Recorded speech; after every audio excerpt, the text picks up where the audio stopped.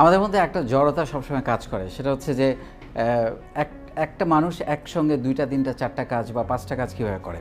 আসলে সম্ভব, সব কিছু টাইম ম্যানেজমেন্ট। আমরা হয়তো চিন্তা করি না যে শুধু চাকরি করব, শুধু একটা কাজ করব, শুধু পড়াশোনা করব, এভাবে কিন্তু হবে না। যেমন আমি আমার কথা বলি, আমি ভিডিওগুলো দেওয়ার পর অনেকে আমাকে প্রশ্ন করেছেন যে আপনি জব করতেন এবং চাকরি করতেন এবং একসঙ্গে বিজনেস শুরু করেছেন।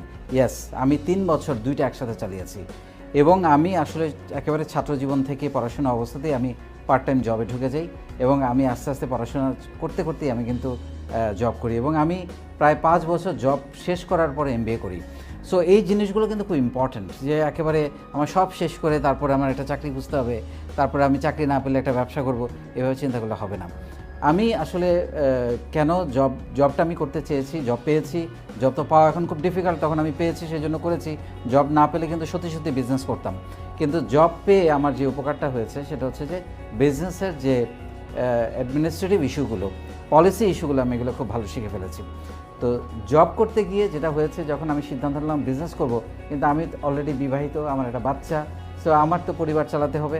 সেই জন্য আমার যেটা করতে, আমি জবটা ছাড়তে পারিনি, কিন্তু আমি ঠিকই 5টা থেকে রাত 10টা 11টা 12টা পর্যন্ত প্রতিদিন কাজ করে, এবং আমি তখন একটা মাল্টিন্যাশনাল কোম্পানিতে কাজ করতাম।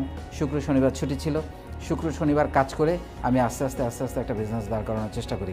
কিন্তু একসময় যখন দেখলাম যে, যেটা আমি আগের ভিডিওগুলোতে আপনাকে বলেছি যে 18 মাসের মাথায় আমার কোম্পানি বন্ধ হয়ে যাওয়ার উপক্রম হলো, তখন আমি সিদ্ধান্ত নেই যে আমার পক্ষে আর জব করা সম্ভব না।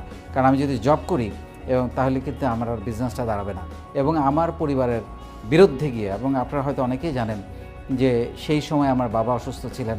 এক পর্যায়ে এরকম একটা ক্রাইসিসের সময় আমার বাবা মারা যান। সেরকম একটা ক্রাইসিসের টাইমে আমি জব ছেড়ে দেওয়ার সিদ্ধান্ত নেই, আমার পরিবারের সবার সিদ্ধান্তের বিরুদ্ধে গিয়ে। তারা আমাকে বলেছিল, কি দরকার, তুমি ব্যবসাটা ছেড়ে দাও, সিকিউরড লাইফ, অফিস থেকে গাড়ি দিয়েছে, ভালো বেতন পাচ্ছ, আমরা তো অনেক ভালো আছি, কোনো দরকার নাই।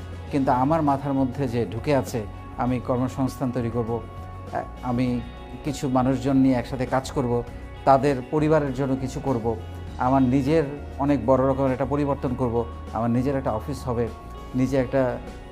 নিজের মতো করে একটা কিছু করব। সেই চিন্তা থেকে আমি সিদ্ধান্ত নেই যে আমি আর চাকরি করব না, এবং আমি রাতারাতি জব ছেড়ে দিয়ে ফুল টাইম আমি বসে তারপর ওই ধীরে ধীরে ওই কোম্পানিটাকে তুলে দাঁড়াই। তো সেই জন্য আমি আপনাকে বলছি, আপনাকে সিদ্ধান্ত নিতে হবে, আপনাকে স্বপ্ন দেখতে হবে, একসঙ্গে অনেকগুলো কাজ করতে হবে। কোন কাজটা ক্লিক করবে আপনি জানেন না। সেই জন্য আমি আপনাদের বলবো, ফাইনালি স্বপ্ন দেখুন, সাহস করুন, শুরু করুন এবং লেগে থাকুন, এবং জীবনে নিজের বলার মতো একটা গল্প তৈরি করুন। ধন্যবাদ।